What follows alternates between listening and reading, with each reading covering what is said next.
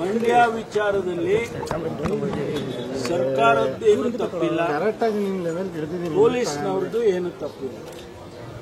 ಇದು judicial paper. ಇದು ಈ ಜುಡಿಷಿಯಲ್ ಪೇಪರ್ ಮೇಲೆ ಅವರು ಆ ಸಂಘ ಏನಿದೆ ಟ್ರಸ್ಟು, ಗೌರಿಶಂಕರ ಸೇವಾ ಟ್ರಸ್ಟ್, ಈ ಟ್ರಸ್ಟ್ನವರು ಬರ್ಕೊಟ್ಟಿದ್ದಾರೆ.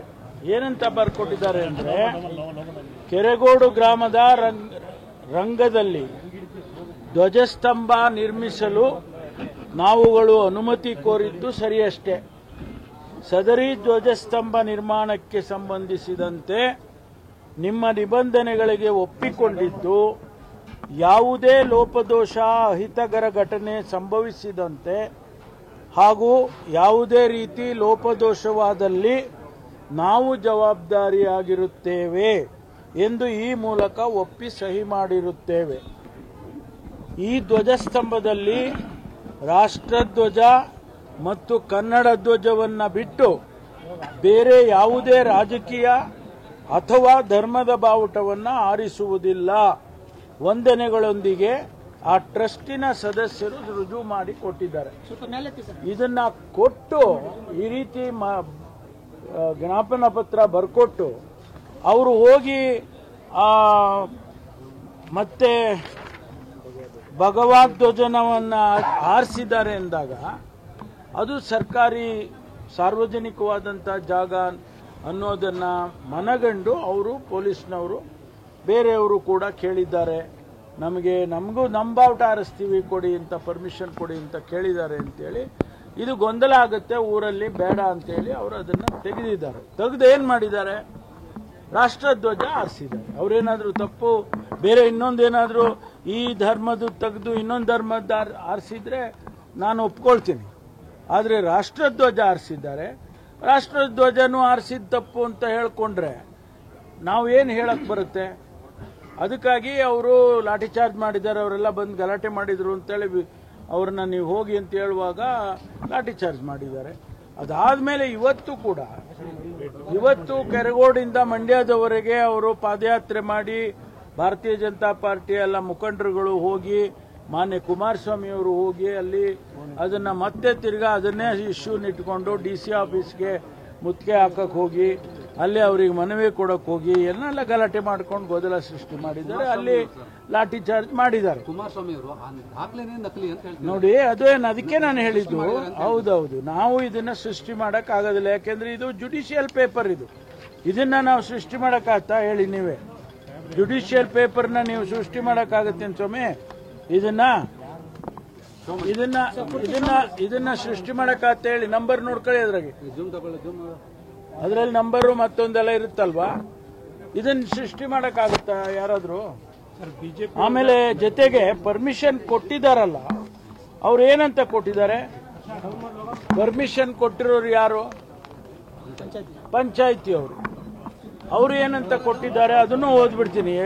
18/1/24 ಕೆರೆಗೋಡು ಗ್ರಾಮ ಪಂಚಾಯಿತಿಯ ಕಾರ್ಯಾಲಯ, ಕೆರೆಗೋಡು, ಮಂಡ್ಯ ತಾಲೂಕು, ಮಂಡ್ಯ ಜಿಲ್ಲೆ, ಇವರು ಅನುಮತಿ ಪತ್ರ ಕೊಟ್ಟಿದ್ದಾರೆ.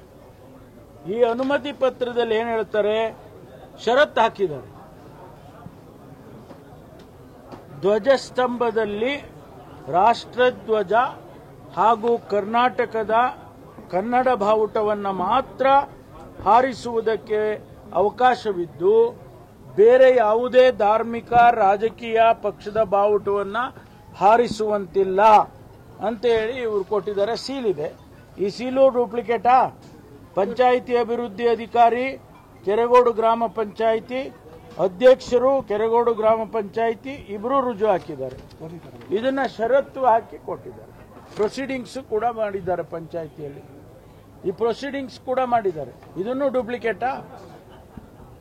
ಈ ರೀತಿ ಸುಮ್ಮನೆ ಜನಗಳಿಗೆ ತಪ್ಪುದಾರಿಗೆ ಹೇಳಿತಕ್ಕಂಥ ಹೇಳಿಕೆಗಳನ್ನ ಮುಖ್ಯಮಂತ್ರಿಗಳಾಗಿದ್ದಂಥ ಅವರು ಕುಮಾರಸ್ವಾಮಿ ಅವರಾಗ್ಲಿ ಅಥವಾ ಬೇರೆ ಯಾರೇ ಹಿರಿಯ ಮುಖಂಡರುಗಳು ಇಂಥ ತಪ್ಪು ಹೇಳಿಕೆಗಳನ್ನು ಕೊಡಬಾರದು ಅಂತೇಳಿ ನಾನು ಅವ್ರ ಹತ್ರ ವಿನಂತಿ ಮಾಡ್ತೀನಿ. ತಾವು ಭೇಟಿ ಕೊಡ್ತೀರಾ ಸರ್? ತಾವು ಭೇಟಿ ಕೊಡ್ತೀರಾ ಸ್ಥಳಕ್ಕೆ ಅಂತ?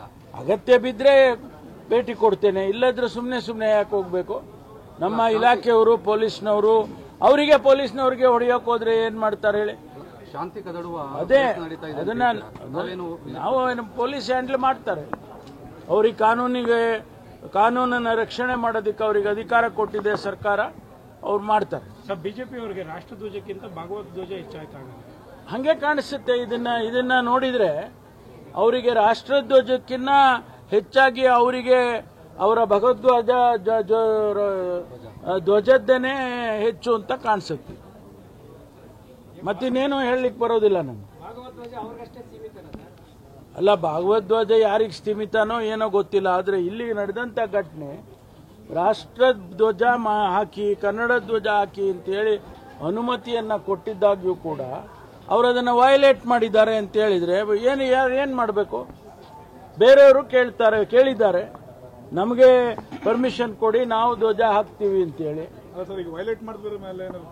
ಅದೀಗಾಗಲೇ ಕೇಸ್ ತಗೊಂಡಿದ್ದಾರಲ್ಲ, ಈಗ FIR ಆಗಿದೆ, ಕೇಸ್ ತಗೊಂಡಿದ್ದಾರೆ, ತನಿಖೆ ಮಾಡ್ತಾರೆ. ಅಲ್ಲಿ ಯಾರು ತಪ್ಪಿತಸ್ಥರಿದ್ದಾರೆ ಅವ್ರ ಮೇಲೆ ಕ್ರಮ ತಗೊಳ್ತಾರೆ, ಮತ್ತೆ ಯಾರು ಪ್ರಚೋದನೆ ಮಾಡಿದ್ದಾರೆ ಅವ್ರ ಮೇಲೂ ಕ್ರಮ ತಗೊಳ್ತಾರೆ. ಘಟನೆಗೆ ಸಂಪೂರ್ಣವಾಗಿ ಮಂಡ್ಯ ಜಿಲ್ಲಾಧಿಕಾರಿ ಕಾರಣ, ಅವ್ರನ್ನ ಅಮಾನತು ಮಾಡೋರು ಯಾತಕ್ಕೆ ಮಾಡ್ತಾರೆ? ಜಿಲ್ಲಾಧಿಕಾರಿಗಳದ್ದೇನೂ ತಪ್ಪಿಲ್ಲ. ಜಿಲ್ಲಾಧಿಕಾರಿಗಳು ಕಾನೂನು ರಕ್ಷಣೆ ಮಾಡುವಂತ ಕೆಲಸವನ್ನ ಪೊಲೀಸ್ ಅಧಿಕಾರಿಗಳು ಜಿಲ್ಲಾಧಿಕಾರಿಗಳು ಮಾಡಿದ್ದಾರೆ. ಅವ್ರದ್ದೇನು ತಪ್ಪಿದೆ? ಸರ್ಕಾರ ಈ ವಿಚಾರದಲ್ಲಿ ಕ್ಷಮೆ ಕೇಳಬೇಕು ಅಂತ ಯಾರಿಗೆ ಕೇಳಬೇಕು? ಯಾತಕ್ಕೆ ಕೇಳಬೇಕು ಕ್ಷಮೆಯನ್ನು? ಹೇಳಪ್ಪ, ಕುಮಾರಸ್ವಾಮಿ ಅವರು ಯಾತಕ್ಕೆ ಕೇಳಬೇಕು ಕ್ಷಮೆಯನ್ನ? ತಪ್ಪಾಗಿದೆ ಅಂತ ನೀವು ತಪ್ಪು ಮಾಡಿರೋದಕ್ಕೆ ನಾವು ಕ್ಷಮೆ ಕೇಳಬೇಕಾ? ಅವ್ರು ಕೇಳಬೇಕು ಕ್ಷಮೆಯನ್ನು. ಯಾರು ರಾಷ್ಟ್ರಧ್ವಜ ಹಾರಿಸೋದಕ್ಕೆ ಅವಕಾಶ ಮಾಡದೆ ಪರ್ಮಿಷನ್ ಅನ್ನ ವೈಲೇಟ್ ಮಾಡಿ, ಮುಚ್ಚಳಿಕೆಯನ್ನು ವೈಲೇಟ್ ಮಾಡಿದ್ದಾರೆ, ಅವರು ಕ್ಷಮೆ ಕೇಳಬೇಕು, ನಾವಲ್ಲ. ಕಾರಣದಿಂದಾಗಿ ಮಂಡ್ಯದಲ್ಲೇ ಗಲಾಟೆ ಆಗ್ತಾ ಈ ತರ ಅಂತ ಗೊತ್ತಿಲ್ಲಪ್ಪ ಏನಾಗಿದೆ. ಅದಕ್ಕೆ ನನಗೆ ಒಂದೇ ಮುಂದೆ ಹೇಳ್ತೀನಿ, ಇದು ಚುನಾವಣೆ, ಪಾರ್ಲಿಮೆಂಟಿನ ಚುನಾವಣೆ ಬರ್ತಾ ಇದೆ. ರಾಜಕೀಯ ಕಾರಣಕ್ಕಾಗಿ ಇಂಥದ್ದೆಲ್ಲ ನಡೀತಾ ಇದೆ. ಇದನ್ನ ಅವರು ಹೆಚ್ಚು ಪ್ರಚೋದನೆಯನ್ನ ಮಾಡ್ತಿದ್ದಾರೆ ಅಂತ ಹೇಳಿ ನಾನು ಹೇಳಬೇಕಾಗುತ್ತೆ. ಅಷ್ಟು ಬಿಟ್ರೆ ಬೇರೆ ಏನಿಲ್ಲ.